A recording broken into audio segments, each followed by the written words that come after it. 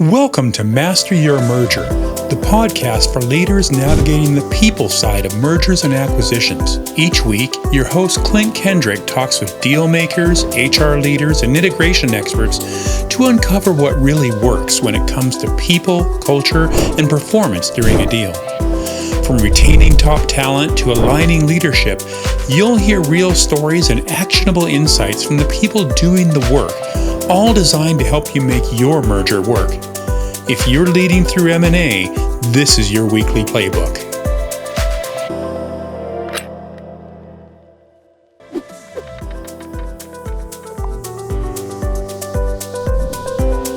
Welcome to the Master Your Merger podcast. My guest today is Anna Wilson, a senior HR leader at Uber, where she focuses on M&A and leads the HR business partner team for the delivery organization. She's spent her career guiding companies through complex organizational change and supporting business growth through alignment of business and people strategies, including various integrations. Anna is known for bringing rigor and clarity to the people side of M&A, ensuring that HR isn't just reactive but embedded in the business decisions from day one.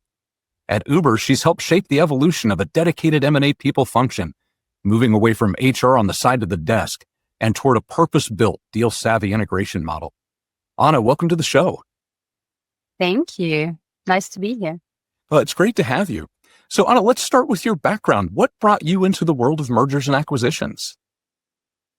Yeah, that's a good question. I always have been somewhat involved as a HR business partner or HR lead in the past at other companies. Once you actually have to integrate, here you are, we've done this deal, go deal with it. I think everybody who has been a HR business partner in the past probably has had similar experiences. What made M&A a full-time position for me was actually being part of the Postmates acquisition that Uber did. So I want to say that probably almost 5 years ago, I was the HR lead at Postmates, and the integration was happening. And I was really working closely with the M&A integration team and corp dev team on the Uber side to run the Postmates integration. And, you know, it was challenging. There was probably a little bit of a lack of just organization on the people side. And, you know, at the end of the integration, we've made it through. My CHRO had the insight to say, you know, we're going to continue buying companies, we're going to continue integrating them, and we really need a team that goes deep into this area and actually starts to create a program that is scalable to have a better experience. And so I had the opportunity at the end of it to stay and really build the program from the ground up at Uber. And it's been a very, very wonderful and sometimes fast, crazy experience. Well, what a great story, though, right? You have the opportunity to go into these companies that are getting acquired, and you can legitimately say, hey, I've been in your shoes, right? I've been there here at this company. Yeah. And it creates trust with leadership at those target companies, with HR leaders at the target companies. It also just shows when an acquisition is announced, I think everybody is instantly worried, what's going to happen? What's going to happen to me? What's going to happen to my team? And being able to show that with the right partnership on both sides, there's very many opportunities that can evolve from that if you show up in the right way. That's a very positive message, I think. Absolutely. Well, and you've experienced career growth since being there. So people don't see the acquisition as a dead end either. They can grow their career just like you did. Yes. I had the opportunity to, through the acquisitions that we did, I've learned much more about the limitations of actually HR business as usual processes. Because the reality is M&A is almost like a magnifying glass onto your own internal HR processes. If 10% of your laptops for new hires don't arrive, then multiply that by, 2,500 employees, that's 250 employees on day one that have a very negative experience. It's a very loud magnifying glass. And so with that came the opportunity of being involved in people tech and leading the people tech team and the transformation in that space at Uber. And now, obviously, the next stage for me is being more involved in the delivery business. Well, that is really fantastic. So can you give us a snapshot of the kinds of things you focus on at Uber and how the M&A people team that you've built fits into the broader deal process? Yeah. So me personally, it's really all about determining the people strategy, and the M&A people team, as small and mighty as it is and as we are, we're really in the deal process pre-due diligence until post-integration. We have evolved the model. We're partnering very, very closely with various functions, various different functions as the deal progresses. And we evolved the model to be a two-in-a-box model where we have a M&A HR business partner that really understands deeply the business that is partnering alongside our M&A program manager. And that program manager is really the person that understands all of our processes, all of our hiccups along the way that we've had. How do we onboard people? How do we exit people? And the program manager is like the operational glue. So together, they're forming kind of a dream team throughout the deal on being very strategic and very operational from beginning till end. And then there's various work streams, as you know. It might be creating an entity because we want to hire employees now in a certain location we haven't been at, or the change management aspect and having to deal with that workflow. So, yeah. Yeah, it's a lot to wrap your arms around. It absolutely is, because M&A is, I think the team almost needs to think like a CHO. You're really needing to control the full spectrum of HR and the full life cycle of HR and really understand every aspect, whether it's the total rewards, it's the benefits, it's the payroll, it's the legal side, it's the taxation. There's so much involved in M&A, which is why the space is so exciting. It's my most favorite space in HR. Well, it really does give a view of the entire people life cycle.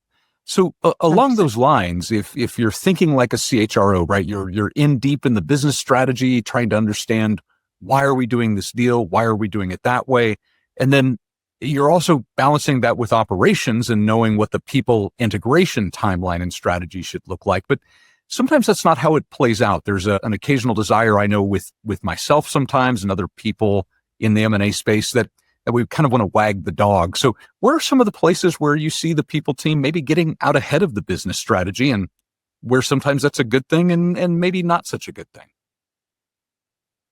Yeah, I think it's interesting. It's happening usually because people and humans are real. They're there. You get feedback every day. They're not code on a page or a comms plan. They're noisy. They're emotional. And so it's very easy to sometimes jump ahead trying to solve a problem through a people strategy before really actually understanding the various dependencies and the business impact of the potential decision. And sometimes it comes from wanting control over the organization and really the reporting lines and the work structure.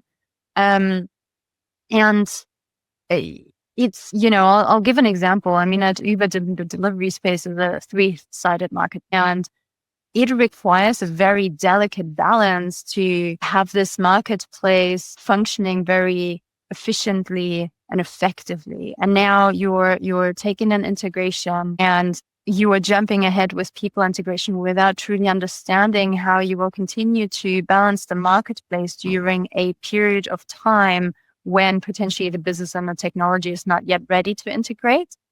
That can lead to issues because the employees really at the target company need to continue to run the business successfully until it is ready and the marketplace is ready to actually integrate and migrate into Uber and come together. So that's where I see it the most. It's across various levels.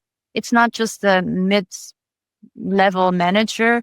It can be C-level, VP level, senior director level that really feel like they want to do something about the feedback or the potential disruption that they're hearing on the employee ground. Right, right. And in my experience, it's always well-intentioned, right? It's people are not happy. There's something going wrong. We don't want that to then affect our business and our customers. So it's often with the best of intent, but sometimes it just, it's not the right timing. Yes, 100%. And yeah, 100%. And where we have felt it in the past is, I mentioned the Postmates integration. It was very clear that there was a people strategy, and it just changed several times over the course of the actual business integration, because I don't think we understood fully the company and the marketplace that we're buying and how they're operating. And so then it becomes very disruptive when you have to extend certain contractors that you've told, or employees that you've told they're not going to have a role, another 3 times. Right. And that is generally, I think, where we jumped ahead before actually really understanding what we wanted to do. Yeah, I've been there, and it can be rough because sometimes those folks are like, "Hey, I've got another job. I mean, I'd love to stay and help, but you told me I'm gone, so I got kids to feed." Yeah, 100%. Yeah. Yeah. So Anna, you've definitely done a lot of work to build this dedicated M&A people team from your roots at Postmates, where it was HR off the side of somebody's desk. So why do you think there's value in having a dedicated M&A people team at Uber rather than having it be extra work for a business partner or another team? Yeah, every company obviously needs to solve for their own journey. What we found is in a global business with so many different leaders, it's very difficult to have continuous improvement and scalability of a program that is so complex when it's someone else's problem or someone else's job every time there's an acquisition. Right. Today, it might be an acquisition in the US in this kind of business, and these 3 people are working on it. Tomorrow, it'll be in, I don't know, Asia somewhere, and completely different people are working on it. And their level of understanding and experience with M&A is so different. And so you have to start from scratch every time, re-educating and re-creating the program almost, versus having people that, have been there, done that, have learned through various mistakes, and kind of more of a team that is quite understanding of what needs to happen first and where are the blind spots. And so we found that it just creates much deeper knowledge and understanding and scalability for us to have a dedicated team. However, I do feel that it's very, very important to work very closely, because we're a HR function with HR business partners, because of just the immense value it can bring to HR business partners to be also involved in the acquisition. And at the end of the day, they are going to be the ones that are taking in this organization and now have to make it work from a business and people strategy perspective. So the partnership is important, but having people dedicated who've been there, done that works really well for us.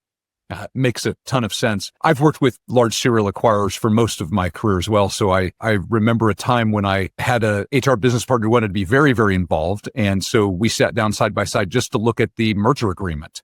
And she was like, okay, I'm out. We've now hit the point where this is no longer value added for me and my relationship with my business leader and helping to guide strategy. This is really technical, Klint. So I'm going to leave that to you, and I'm going to leave these other things to you. And I think that took a lot of time off of her plate and put it on mine, and freed her up to do the more important things for her role, while also making sure that we preserve that partnership. So that working arrangement makes a ton of sense for a company that does a lot of acquisitions.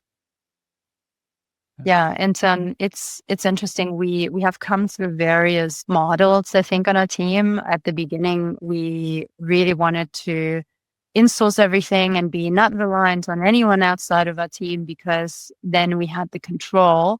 Okay. And that didn't really work so well. At the end of the day, it really does take a village to make an integration work.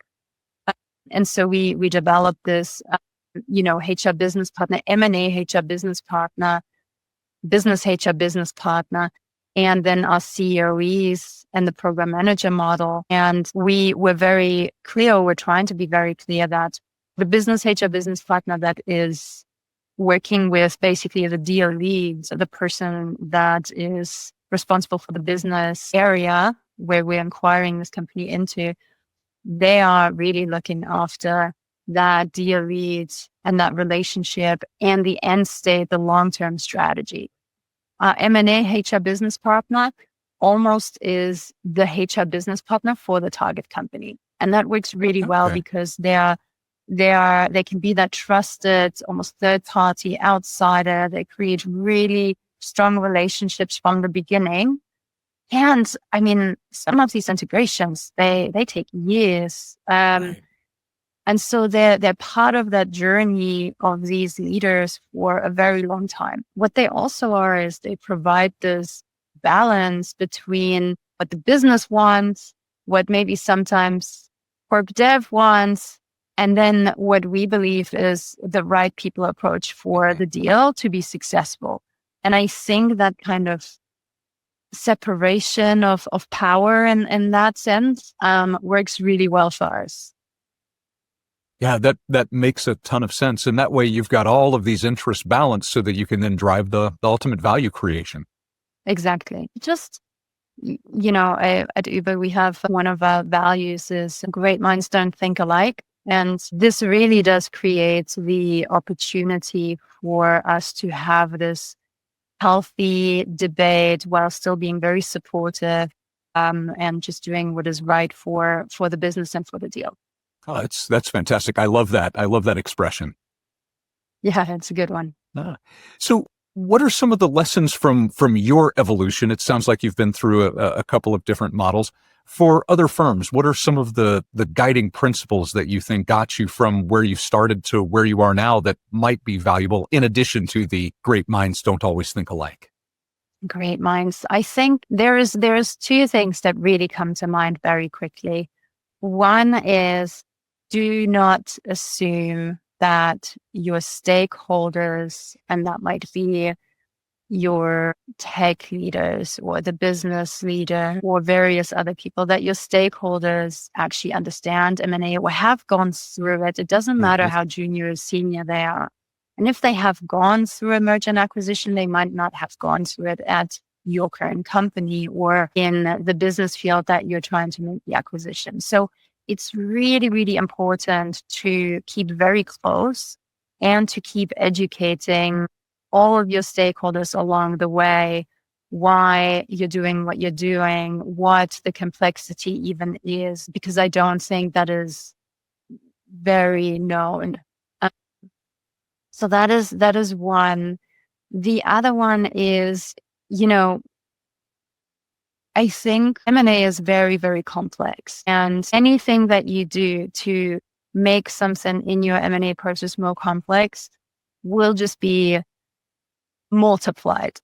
So overcomplicating things is something that we really live by. Simplification. How can you make something as simple as possible? How can there be less steps? How can there be a simpler process, less people involved? Because it's very difficult to do something very complex for a business that you don't know while emotions are high with thousands of employees that you're trying to integrate. So those are the key things that generally we're trying to stay close to. Right. Well, that's a lot to balance. So thinking about all of these pieces that you have to balance just within HR, how do you partner with other functions? So you've mentioned tech, you've mentioned corp dev, legal, communications. How does your HR team work with all of these other groups to keep aligned throughout the deal lifecycle? Yeah, so we have and I think most probably bigger companies do. We have a very wonderful M&A integration team that is directly reporting into now our chief business officer, who's also looking after BD and corp dev and various teams. And what we have spent the last 4 years doing with this team is really break down the silos. Okay. I think we started out a long time ago with more siloed work streams. The leaders of various work streams, whether it's the finance team or comms or tax or IP, it doesn't matter, not understanding what each other were doing, working on, considering, legal, actually breaking down the silos and really understanding everything that every team is doing, what they're planning, how it fits together, how that then fits into the business strategy, what is going to be the brand strategy, the go-to-market strategy. That has really, really helped us to become one team. And I think today you feel it and you experience it very different than, 4 or 5 years ago. We really are very supportive of each other's work streams, and people lean in, and that has taken time, but it's really been beneficial for us.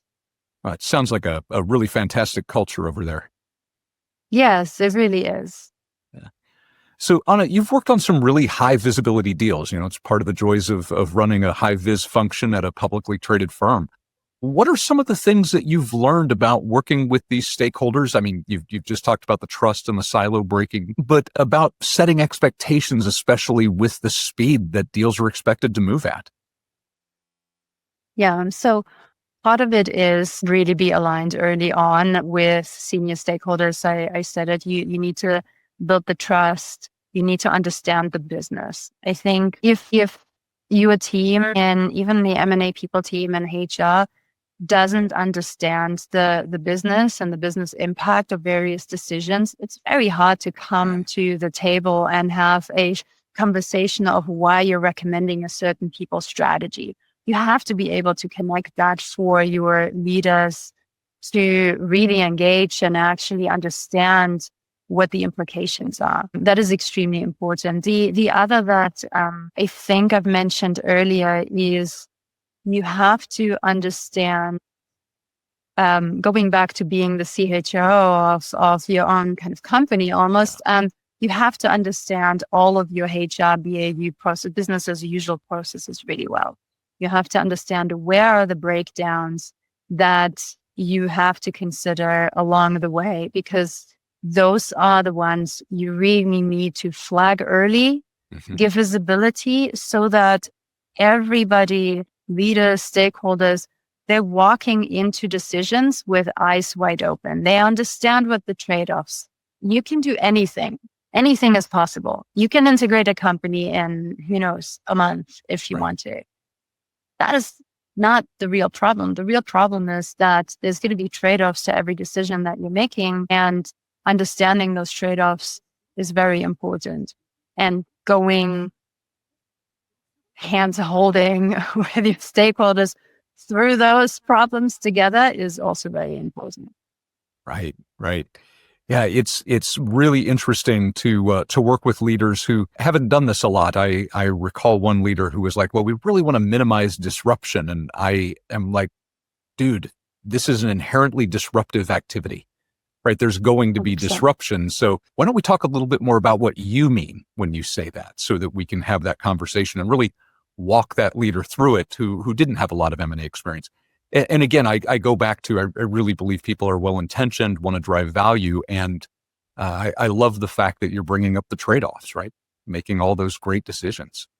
So as you look at companies that are maybe a little bit earlier in their M&A maturity curve and this wealth of knowledge that you have, what are some of the tips or tricks that you would give them about resourcing and structuring the people side of an M&A team? Yeah. Start small. It doesn't have to be a huge investment immediately. Even having a person dedicated to understanding your business and every HR process is and can orchestrate what you need them to orchestrate and orchestrate the integration is where you need to start.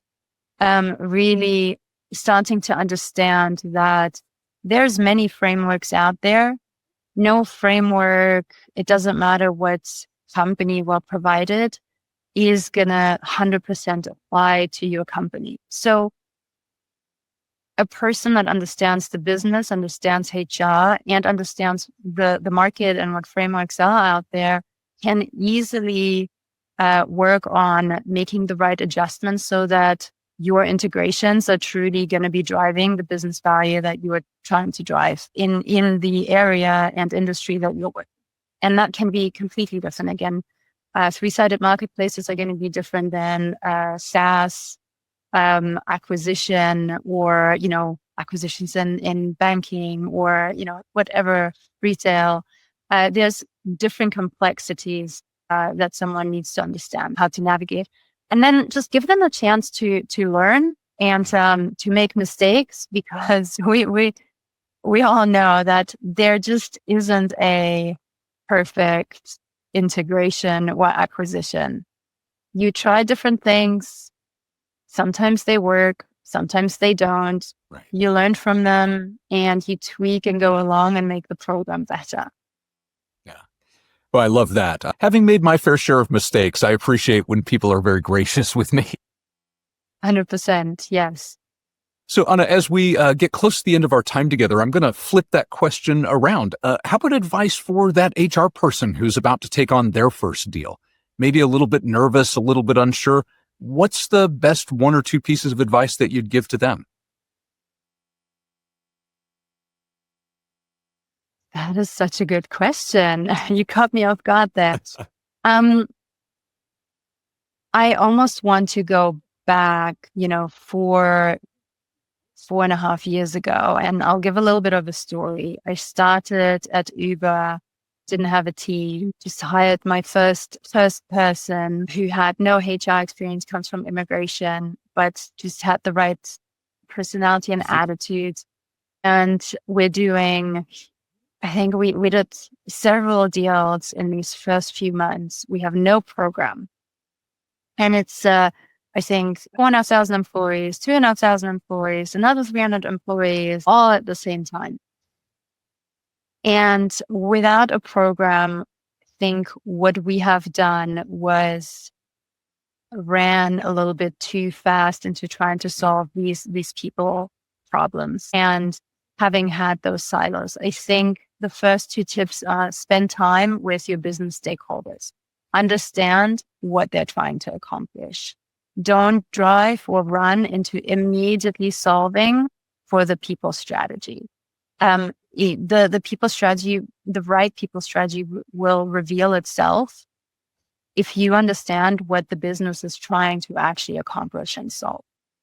That is my biggest piece of advice. Like, be attached to the hip with anyone who can give you more information about the business and what they're trying to solve for, and everything else will fall into place. Well, that's a great piece of advice. Well, Anna, for folks who want to connect with you or follow your work, what's the best way for them to do that? Yes. I mean, I'm on LinkedIn. And my name is Anna Wilson. I am notoriously bad at responding to LinkedIn messages, but I will try to be more responsive just for you, Klint. Oh, well, that's very kind of you. We'll drop a link to your LinkedIn in the show notes if folks want to reach out and say hi and thank you for that wonderful advice. That's the best place to do it. Perfect. Thank you so much. I really appreciate our time together. Yeah, and thank you, Anna. A lot of great advice for the folks that are out there trying to navigate this and build up their own programs. So thank you again. Thanks for listening to Master Your Merger, hosted by Klint Kendrick. Be sure to follow or subscribe so you never miss an episode. And if you found this valuable, share it with someone leading through a deal. To explore toolkits, resources, and upcoming programs, including our free roundtables, visit masteryourmerger.com. We'll see you next time.